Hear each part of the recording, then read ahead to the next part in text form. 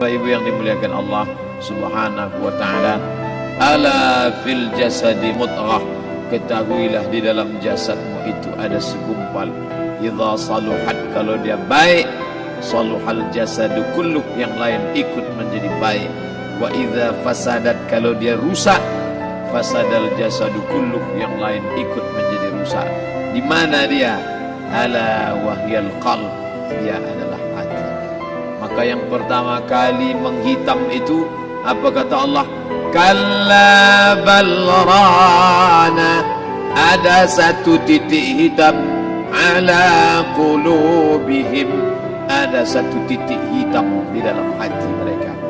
Ketika satu titik dibiarkan berubah menjadi dua titik dibiarkan berubah menjadi 3 titik, 5 titik, 10, 100, 1000, maka dia pun menjadi hitam semuanya.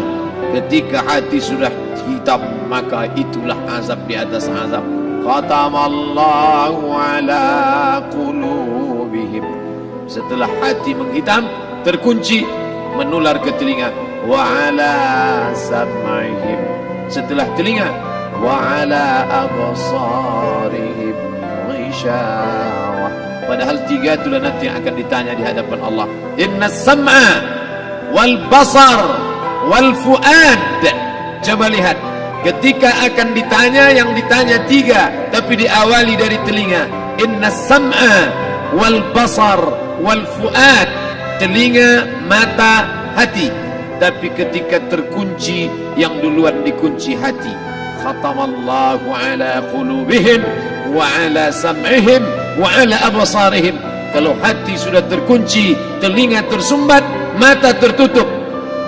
Summum bukmun umyum, summum bukmun umyum, pekak, tuli, bisu, apapun tak lagi masuk ke telinga.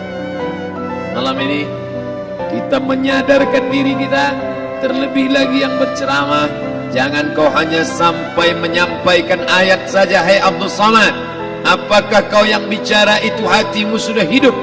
Senantiasa merasakan diri, aku orang paling hina, aku orang paling kotor, ditempelkan kening ke lantai di tempat yang diinjak tapak kaki, mengatakan bahwa aku bukan siapa-siapa. Malam ini Kepala Kanwil BPN Provinsi, Kabupaten, saya tak bisa membedakan mana yang kabupaten, mana yang kota, mana pegawai tinggi, mana pegawai rendah. Semuanya rata sama. Andai dibuat acara ini di kantor, mungkin saya segan, sungkan melihat dari seragamnya, bajunya. Tapi malam ini semuanya sama. Andai tak disebut tadi Pak Kepala Kantor, Pak Kanwil, saya pun tak tahu mana Pak Kanwil nantinya. Fotonya ganteng pula aslinya. Artinya apa? Bahwa kalau sudah masuk ke dalam masjid, ketika engkau merasa dirimu tinggi di atas, kau bukan apa-apa, karena yang paling tinggi di badanmu pun kau tempelkan. Tapi saat kau jatuh, rendah, down, stres, kau jangan merasa rendah, karena kau tegak berdiri di hadapan Allah. Kau angkat 2 tangan, Allahu Akbar. Di dalam diri ini disebut dia dengan qalb. Kenapa disebut qalb? Orang Arab menyebut qalb qallaba, karena sifatnya berbolak-balik.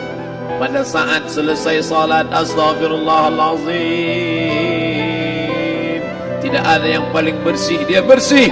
Tapi pada saat petang sore hari, yusbihu mu'minan, paginya putih, bersih, tak bernoda. Wa yumsi kafiran, petangnya hitam.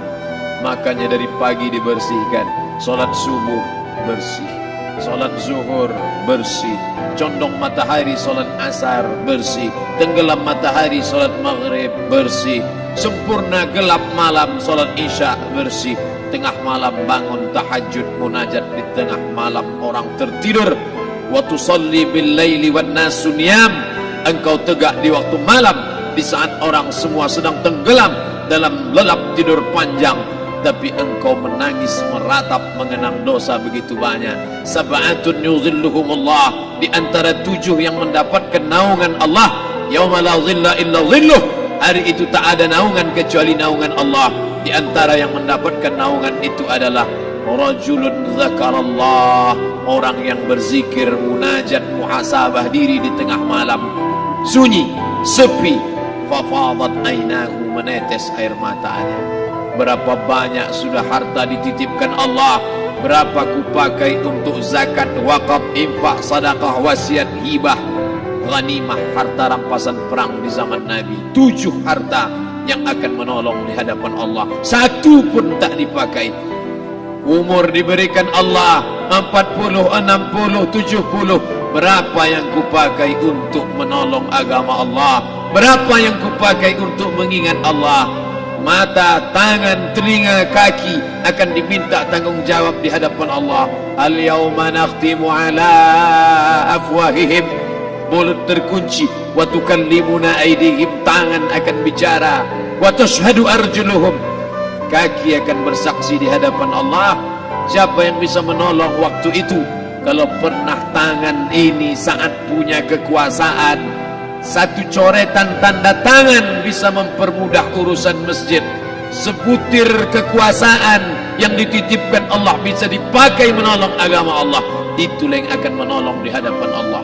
Apa yang disampaikan malam ini, semua biaya pengurusan masjid nol. Itulah sesungguhnya yang akan menolong di hadapan Allah. Adapun harta yang disimpan, tabungan, deposito, tanah, rumah, kendaraan, semua akan tinggal menjadi harta warisan. Istri mengambil 1/4 kalau ada anak. Kalau tak ada anak, istri mengambil 1/8. 1 miliar 125 juta bulan untuk istri. Kalau dia tak tahu hukum gono gini. Kalau dia tahu gono gini, dia tuntut ke pengadilan, dipotong lagi menjadi 2, 500 untuk dia. Dari yang 500 dapat lagi dia 75, 575 bulan untuk dia. Sisanya 425 diambil anak laki-laki 2 kali bagian anak perempuan. Lalu yang kita bawa mati apa? Dulu dibangga-banggakan, dihormati, dimuliakan. Yang kami muliakan Al-Mukarram, Al-Ustad. Tapi pada saat tiba masanya, yang kita bawa tak lain tak bukan innallaha la yanzuru ila ajsamikum. Allah tak menengok badan, fisik, bentuk tubuh, baju. Ini sampulnya saja. Wala ila suwarikum, Allah tak menengok rupa, wajah. Walakin yanzuru ila qulub. Hati kamu yang bersih itulah yang kau bawa menghadap Allah Subhanahu wa taala. Yauma la yanfa'u malun, harta tak berguna, wala banun, anak tak bisa menolong. Harta tak berguna, anak tak mampu menolong. Illa man atallah, kecuali orang yang datang menghadap Allah biqalbin salim, dengan hati yang bersih, hati yang tulus, hati yang memercikkan cahaya iman, hati yang bersih dari hasad, busuk hati, sum'ah, riya, takabbur. Itulah yang menolong di hadapan Allah Subhanahu wa taala. Tulang, kulu, kulit, darah, lemak, sumsum akan menjadi santapan cacing tanah. Begitu besok pagi pintu kamar tak bisa diketuk, istri bolak-balik membangunkan tak terjaga, dipegang pipi sudah sejuk macam es batu, tanda jantung tak lagi berdetak, maka darah mulai berubah menjadi nanah, busuk. 1, 2, 3 hari kalau tidak disuntik formalin, jasad paling busuk jasad manusia, karena semua dia makan herbivora, tanaman saja. Tapi kita ini omnivora, semua masuk. Maka begitu mati, paling bagus orang Islam paling cepat dikuburkan. Selesai acara pemakaman, habiskah masalah, muncul masalah baru. Disitulah kita baru sadar. Apa kata Imam Ali radhiyallahu anhu? An-nasu niyam. Semua manusia waktu hidup itu tidur. Bapak tidur, ibu tidur, saya tidur. Semua orang waktu hidup itu tidur. Falamma matu, ketika dia mati, disitulah dia baru terjaga dari tidur panjang. Saat Israel mencabut nyawa, ditarikkannya adalah satu centapan yang kuat. Disitulah kita baru terjaga dari tidur panjang. Betapa aku meninggalkan salat, betapa aku tak berzakat, betapa dulu kekuasaan, aku lulus umur 30, pensiun 58, 28 tahun apapun tak pernah kubuat untuk agama. Sibuk membesarkan anak, sibuk mengurus warisan, anak pun tak ingat dengan kita karena kita lupa menanamkan pendidikan agama di dalam otak kepalanya. Andai dulu pernah dia dibawa ke masjid, andai dulu pernah dia dibawa umrah, andai dulu dia dimasukkan SD IT, SMP IT, SMA IT, Islamic Boarding School, dibawa ke masjid, takkan dia lupa mendoakan selesai sholat, Rabbighfirli wali walidayya warhamhuma kama rabbayani saghira.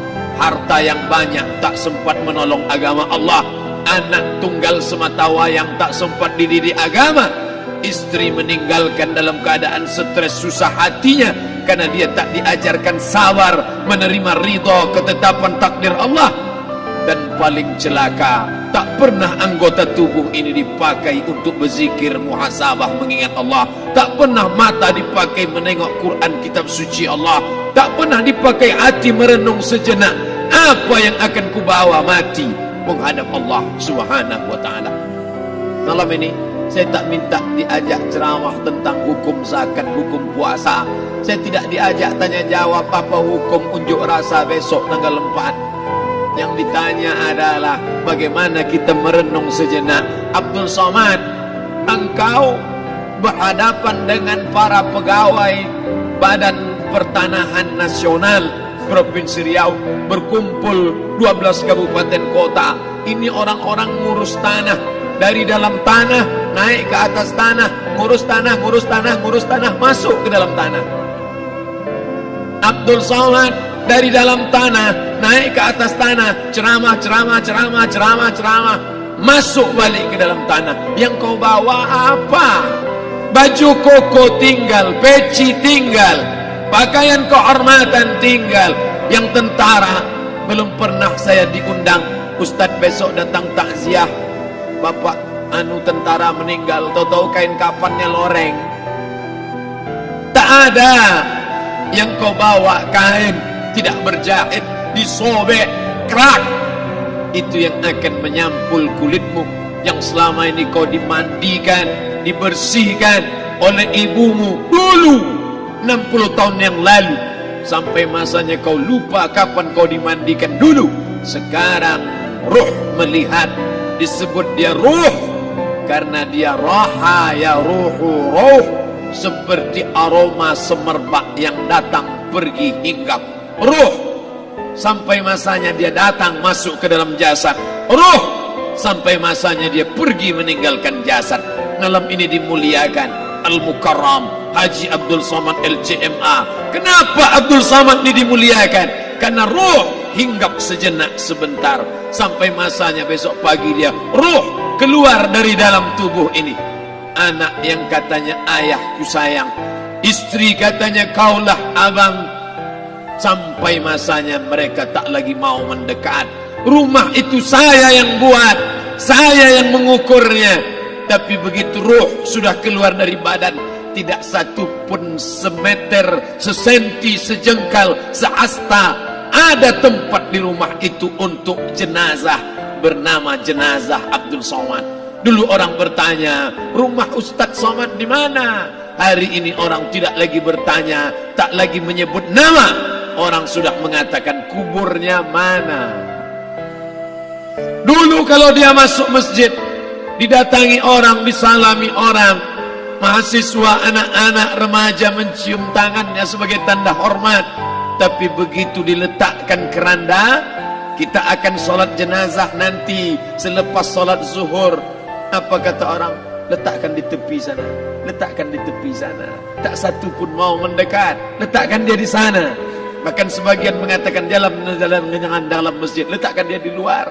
Dia tidak disebut engkau yang mulia, tidak digunakan kata ganti orang langsung.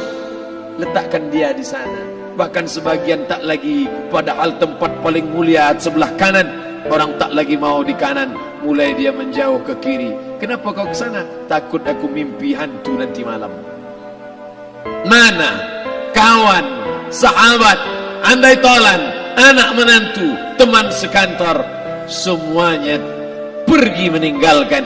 Yang tetap dibawa, kalau pernah kaki melangkah salat berjamaah di masjid, kalau pernah tangan mengusap kepala anak yatim, kalau pernah tangan mengucap subhanallah. Nanti di akhir tausiah kita akan berzikir, munajat, muhasabah diri, berdoa, mengenang apa yang akan kita bawa menghadap Allah Subhanahu wa taala. Datang malaikat membawa kain kafan dari cahaya, akan menyambut ruh yang mulia. Hadis riwayat Ahmad bin Ambal dalam kitab Al-Musnad, turun malaikat berlomba-lomba membawa kain putih dari cahaya, menunggu ruh akan keluar. Ruh menetes seperti embun di ujung daun, daun tidak bergoyang, ranting tidak patah.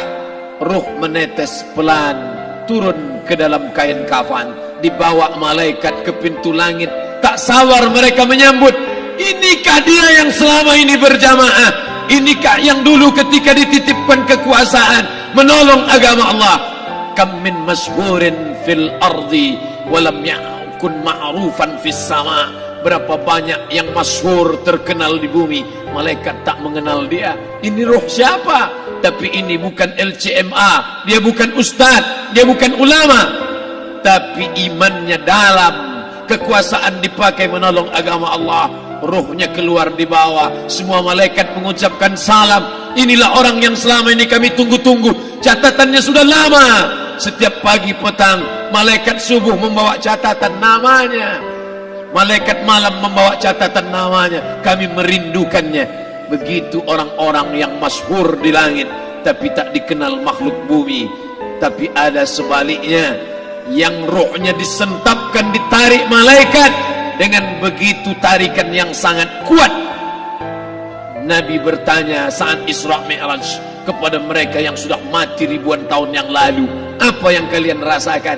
Yang satu mengatakan seperti tebasan pedang di tempat yang sama beratus kali. Yang satu mengatakan seperti kambing yang dikuliti hidup-hidup. Yang satu mengatakan seperti mata kail pancing ditarik dari kulit yang basah. Maka kita berdoa setiap selesai salat, Allahumma hawwin alaina, ringankan kami ya Allah, fi sakaratil maut, di saat sakaratul maut yang amat sangat menyakitkan itu. Dan mereka yang pergi tak pernah kembali, mereka yang mati tak pernah bercerita, kecuali hanya kepada Sayyidina wa Maulana Muhammad sallallahu alaihi wasallam. Di saat malam pertama di tempat yang gelap, di tempat yang tak pernah diimpikan oleh orang, tapi kita tetap melewati dan merasakannya. Perlahan-lahan cacing tanah, ular-ulat kalajengking akan menggerogoti kulit yang selama ini dimandikan, selama ini dipakaikan sampo yang mahal, selama ini dioleskan pelembab yang lembut. Tapi ternyata sebelum roh keluar jasad, setelah keluar dia hanya akan menjadi santapan cacing tanah, hancur berkeping hari demi hari. Yang pertama kali membusuk adalah mata, karena dia berisi cairan. Cairan ini mengering, busuk dan berlubang. Lalu kemudian usus sebulan di dalam tanah, mulai dia menggelembung masuk angin dan dia meletus pecah. Cacing-cacing tanah mulai datang menggerogoti, memakan. Habis lemak, tulang, kulit, bulu, sumsum, darah, jantung, empedu, limpa, buah pinggang. Habis semuanya, tinggal tulang-tulang yang memutih, dimakan oleh tanah, ditelan oleh massa, sampai akhirnya Asi bin Wa'il membawa tulang yang kering itu kepada Nabi Muhammad, baginda Sayyidina wa Maulana Muhammad. Ya Muhammad, ayuhi rabbuka hadzal izam, sanggupkah Tuhanmu menghidupkan tulang yang kering ini? Nabi diam tak menjawab, sampai akhirnya datang Jibril alaihi salam membawakan wahyu. Qul, katakan kepada dia. Ayat ini dibaca malam Jumat, Bapak Ibu semua hafal. Kita baca, Qul yuhyiha allazi ansha'aha awwala marrah wa huwa bikulli khalqin alim.